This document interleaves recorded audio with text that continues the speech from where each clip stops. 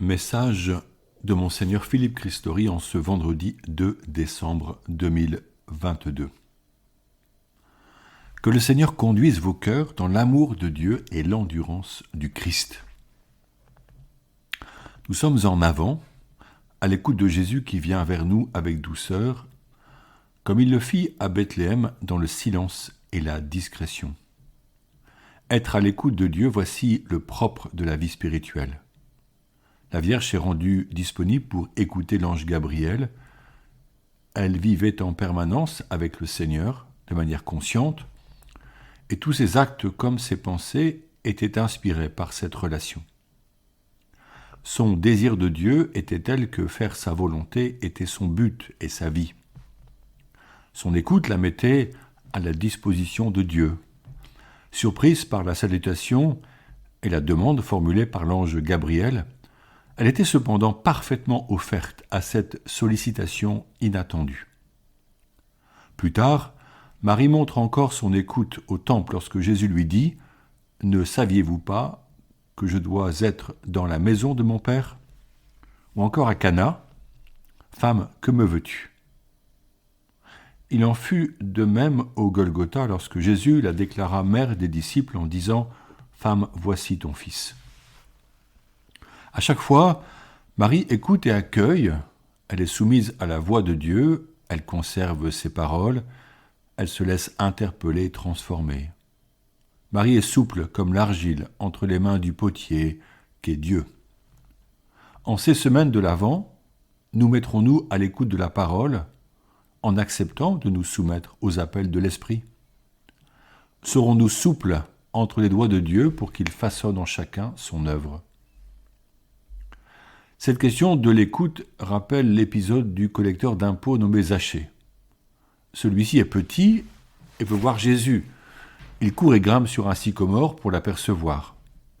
Le Christ, arrivant au pied de l'arbre, lève les yeux et dit « Zachée, descends vite, aujourd'hui il faut que j'aille demeurer dans ta maison. » Zachée, sur son arbre, était pour une fois au-dessus de la foule, il la dominait. Redescendre, c'était une nouvelle fois vivre l'humiliation de sa petite taille. Cela me rappelle la réflexion peu aimable d'une religieuse de Nevers qui, voyant Bernadette descendre de la calèche qui l'amenait au couvent et découvrant sa petite taille, dit à voix haute « Oh, Bernadette, ce n'est que ça !» Or Jésus voit le cœur. Ne devons-nous pas regarder les autres en mesurant leur cœur et pas leur apparence ? Lorsque Jésus demande à Zachée de descendre, celui-ci écoute, s'exécute, est touché par la parole de Jésus. Et il oublie son humiliation et les commentaires acerbes de ses contemporains envers les publicains, collecteurs d'impôts pour les Romains. Il descend de ce poste privilégié, où il est protégé par un statut social puissant. Il devient le frère de ses frères. Il reconnaît le tort qu'il leur a fait et il désire réparer en rendant l'argent volé. La joie de la rencontre de Jésus devient sa vraie richesse. Le regard de Jésus le touche, car ce n'est ni la peur, ni le jugement qu'il rencontre, mais la tendresse et la miséricorde. Dimanche prochain, nous écouterons dans l'Évangile selon saint Matthieu l'appel transmis par le prophète Jean le Baptiste, celui qui baptise dans le Jourdain les hommes et les femmes juifs, qui viennent à lui attirés par ses paroles puissantes. Que leur dit-il ? Convertissez-vous, car le royaume des cieux est tout proche. Cette parole nous appelle à la conversion. Elle retentit régulièrement dans les évangiles. Ne l'avons-nous pas souvent, et peut-être trop souvent, entendu, au point de ne plus l'entendre ? Ne nous voyons-nous pas comme des bonnes personnes, comme le pharisien de la synagogue qui dit à Dieu « Je ne suis pas comme les autres hommes ». Sur quel point, dans quel domaine nous convertir ? Dans une culture où bien et mal se confondent et se mélangent, ne sommes-nous pas perdus ? Qui parle encore des vertus et les enseigne aux enfants par des histoires édifiantes ? Or, notre conversion presse. Dans la vie spirituelle, il ne peut être question de place pour la médiocrité et la tiédeur. Jésus lui-même nous demande d'être froid ou chaud, de répondre par oui ou non, car le reste, c'est-à-dire l'entre-deux, vient de Satan. Comment comprendre et comment entendre ces appels ? C'est par la prière et la méditation de la parole de Dieu que nous verrons peu à peu le chemin étroit de la sainteté. Voulons-nous vivre cette merveilleuse aventure en commençant durant ce temps de l'Avent ? Essayons. Cet Avent nous relate l'itinérance de ce saint couple, Marie et Joseph. Dans l'attente de la naissance de Jésus, ils doivent se faire recenser à Bethléem, la ville du roi David. Leur vie est précaire, leur seule assurance est leur foi au Dieu de leur père. Saint Paul aurait pu trouver en eux l'exemple parfait lorsqu'il parle d'un trésor que nous portons comme dans des vases d'argile. Dans l'espace infini de l'univers, nous pouvons être saisis par la petitesse de notre vie humaine, sa brièveté dans le temps de la création, sa fragilité. Or Dieu s'est fait proche en prenant notre condition humaine. Ce trésor, c'est Dieu lui-même. Saint Paul dit que c'est le Christ qui vit en lui. Nous sommes devenus le temple de son esprit. N'est-ce pas incroyable d'être associés chacun à la grandeur de Dieu, nous qui sommes si fragiles et éphémères ? Je voudrais ajouter quelques réflexions concernant les abus sexuels dans notre Église. Il est très dur pour tous, à commencer par les victimes des actes commis, aussi pour tous les fidèles, laïcs, prêtres et évêques, de découvrir ces faits, de prendre la mesure de la souffrance engendrée. Beaucoup de personnes recherchent des voies justes pour prévenir, ce qui reste un défi, pour accueillir, pour accompagner, pour protéger chaque enfant et toute personne vulnérable. Aujourd'hui, des protocoles sont mis en place avec les procureurs. Les cellules d'écoute existent pour écouter les victimes. La charte de la bientraitance s'impose à toute personne adulte en charge de mineurs dans le cadre des activités de jeunesse. Des groupes de travail ont été constitués depuis le rapport de la CIAS pour faire aboutir les recommandations reçues. Une centaine de laïcs experts et clercs y sont engagés. Les fidèles compétents des différents diocèses collaborent. Pourtant, face à ces faits, nous demeurons meurtris. Ils blessent les victimes et contredisent absolument l'évangile que nous annonçons. En Eure-et-Loir, une douzaine de victimes ont été reçues. En cheminant avec sérieux, nous apprenons à mieux accueillir et nous travaillons en équipe pour discerner.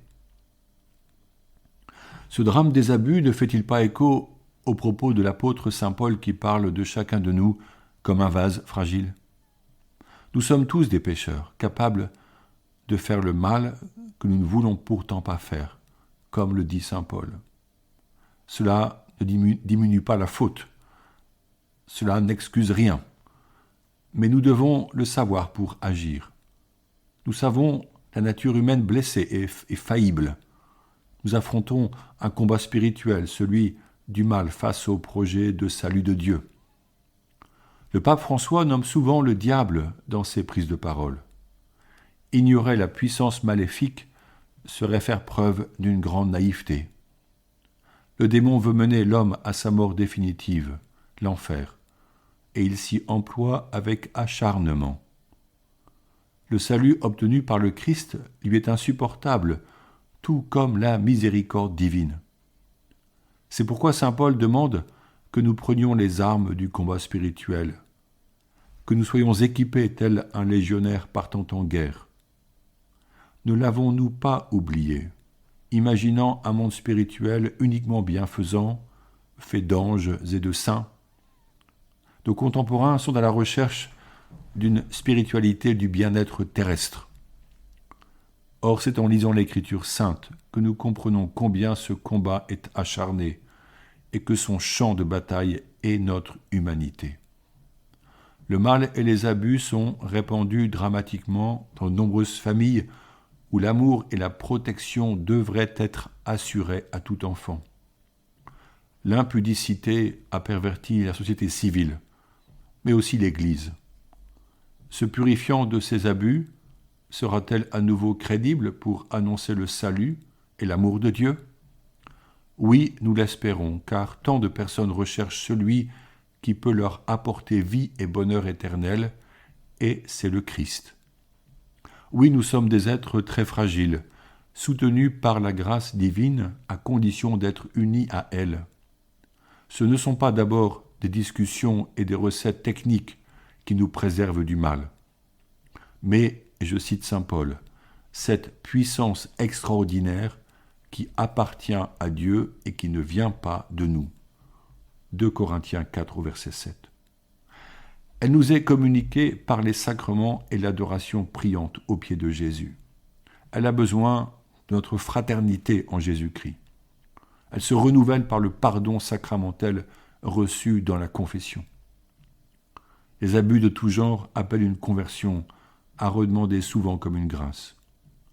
En ces jours d'Avent qui nous offrent de regarder l'enfant Jésus embrassant la précarité humaine, nous demandons la sagesse afin de retrouver la sérénité et d'offrir un avenir à nos jeunes qui sont inquiets face aux questions d'avenir.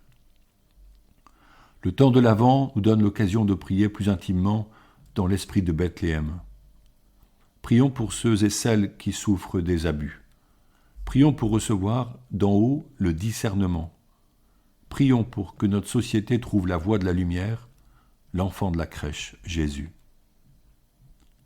Marie, douce lumière, porte du ciel, temple de l'esprit, guide-nous vers Jésus et vers le Père, mère des pauvres et des tout-petits. Bénie sois-tu Marie, ton visage rayonne de l'esprit, sa lumière repose sur toi, tu restes ferme dans la foi. Bénie sois-tu Marie, en ton sein tu portes Jésus, le Créateur de tout l'univers, le Dieu du ciel et de la terre.